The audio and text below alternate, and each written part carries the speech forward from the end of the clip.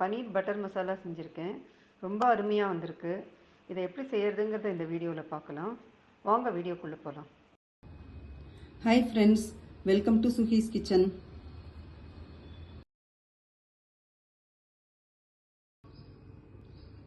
Gravy பண்ணுறதுக்கு முதல்ல நம்ம தக்காளி இன்னும் சில ஐட்டம்லாம் மிக்சியில் அரைச்சிக்கணும். ஒரு 4 தக்காளி கட் பண்ணி போட்டிருக்கேன். இஞ்சி ஒரு 4 துண்டு, பூண்டு ஒரு 7-8 பல் போட்டிருக்கேன். காரப்பொடி 2 டீஸ்பூன். உங்களுக்கு காரம் அதிகமாக வேணும்னா கொஞ்சம் கூட போட்டுக்கலாம். தனியாத்தூள் ஒரு 2 டீஸ்பூன், ஜீரகத்தூள் ஒரு 1/2 டீஸ்பூன், கொத்தமல்லி தழை கொஞ்சம் தண்டோடு சேர்த்து போட்டுக்கலாம். ஒரு 15 முந்திரி பருப்பு நல்லா வெந்நீரில் ஒரு 10 நிமிஷம் ஊற வச்சுருக்கேன். அதையும் இதோடு சேர்த்து அரைக்கணும். தண்ணி சேர்க்காமல் அரைக்கணும். உங்களுக்கு வேணும்னா இஞ்சி பூண்டு விழுது கூட யூஸ் பண்ணிக்கலாம்.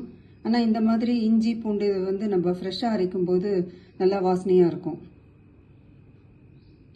காஷ்மீரி சில்லி பவுடர் இருந்தால் அதை யூஸ் பண்ணிக்கலாம். ஏன்னா அது நல்லா கலர்ஃபுல்லாக இருக்கும். தண்ணி சேர்க்காம மிக்சியில் போட்டு நல்லா நைஸாக அரைச்சி எடுத்து வச்சுருக்கேன். இந்த மாதிரி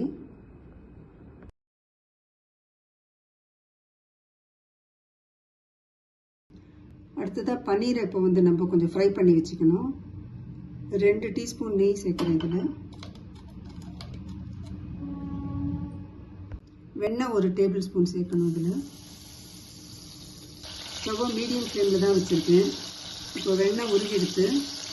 இப்போது 300 கிராம் பன்னீர் இந்த மாதிரி சின்ன சின்ன ஸ்கொயராக கட் பண்ணி வச்சுருக்கேன். அதை இதோடு சேர்த்து ஃப்ரை பண்ணுவேன்.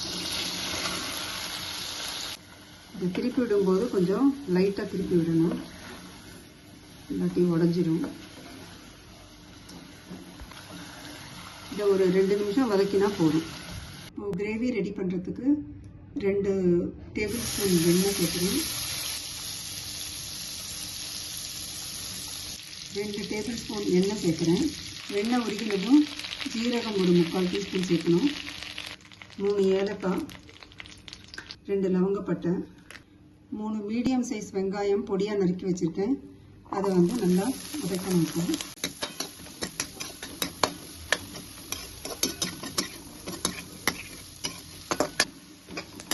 வெங்காயம் பொன்னிறமாக மாறுற வரைக்கும் வதக்கணும். வெங்காயம் கோல்டன் ப்ரௌன் கலருக்கு வந்தாச்சு. இப்போ 1/4 டீஸ்பூன் மஞ்சள் தூள் சேர்க்குறேன். இதோட 1/2 டீஸ்பூன் காரப்பொடி சேர்க்கணும்.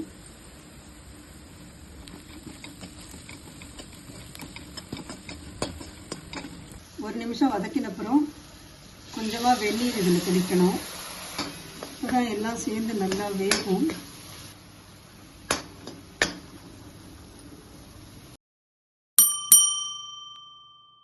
ரெண்டு நிமிஷம் ஆயிடுத்து. இப்போ மிக்சியில் அரைச்சி வச்சிருக்கிற இந்த விழுதை இதோட சேர்க்கணும். இது நல்லா நைஸாக அரைச்சிருக்கேன்.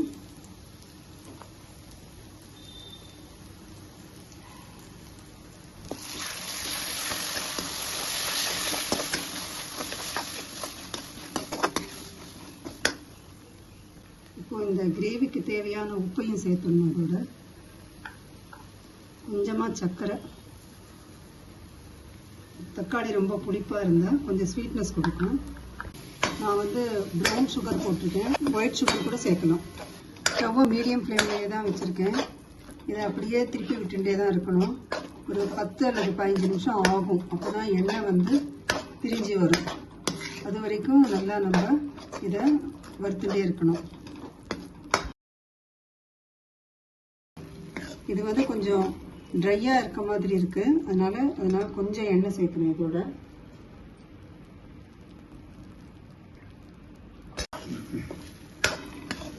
நம்ம மிக்சியில் முந்திரி பருப்பு அதெல்லாம் சேர்த்து அரைச்சதுனால இது கொஞ்சம் அடி பிடிக்கிறதுக்கு சான்ஸ் இருக்குது. அதனால இந்த மாதிரி கலரை விட்டுட்டே இருக்கணும்.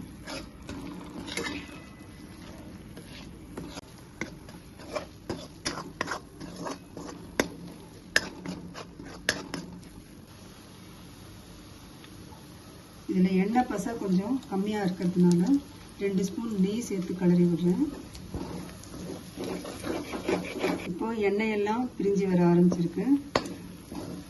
இந்த ஸ்டேஜில் நம்ம தேவையான அளவு தண்ணி சேர்க்கணும். ஒரு 200-250 ml தண்ணி சேர்க்கலாம். இந்த கிரேவி 2 to 3 minutes நல்லா கொதிக்கணும். இந்த கிரேவி நல்லா 3 நிமிஷம் கொதிச்சிருக்கு. இப்போ நீங்கள் டேஸ்ட் பார்க்கலாம். இந்த ஸ்டேஜில் உப்பு காரம் சரியாக இருக்கான்னு சொல்லிட்டு நான் டேஸ்ட் பார்த்தேன். கொஞ்சம் உப்பு கம்மியாக இருக்குது. அதனால ஒரு 1/2 டீஸ்பூன் உப்பு சேர்க்குறேன் இதோட.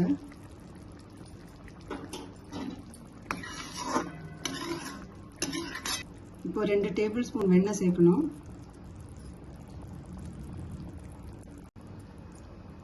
ரெண்டு நிமிஷம் கொதிச்சப்புறம் இந்த பன்னீர் ஃப்ரை பண்ணி வச்சிருக்கிற பன்னீரை இதோட சேர்த்துடணும்.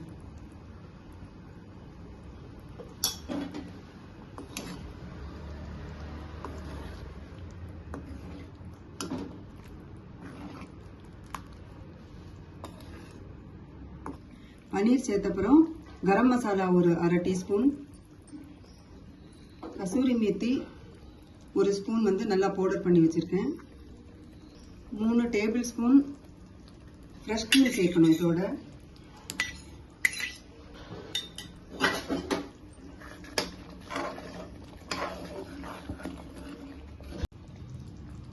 கொத்தமல்லி தழை கொஞ்சம் இதில் போடணும்.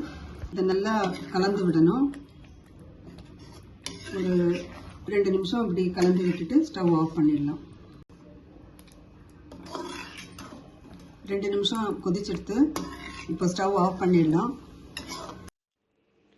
ரொம்ப அருமையான பன்னீர் பட்டர் மசாலா ரெடி. இப்போ இது சப்பாத்தி, பூரி, குல்ச்சா, நான், இன்னும் தோசை எல்லாத்துக்கும் இதை சைட் டிஷ்ஷாக யூஸ் பண்ணிக்கலாம். பச்சை பட்டாணி இருந்தால் அதையும் இதோட சேர்த்து செஞ்சால் நல்லாயிருக்கும். வெண்ணெய் இல்லைன்னாலும் பரவாயில்ல, நெய் வச்சு செஞ்சால் கூட டேஸ்ட்டாக தான் இருக்கும். நீங்களும் இதை ட்ரை பண்ணி பாருங்கள். உங்களுக்கு இந்த வீடியோ பிடிச்சிருந்ததுன்னா லைக் பண்ணுங்கள், எல்லாருக்கும் ஷேர் பண்ணுங்கள், உங்கள் கமெண்ட்ஸ் அனுப்புங்க, சேனலை சப்ஸ்கிரைப் பண்ணுங்கள், மறக்காமல் பெல் பட்டனை ப்ரெஸ் பண்ணுங்கள். நான் வீடியோ புதுசாக போடும்போது உங்களுக்கு நோட்டிஃபிகேஷன் வரும். தேங்க்ஸ் ஃபார் வாட்சிங்.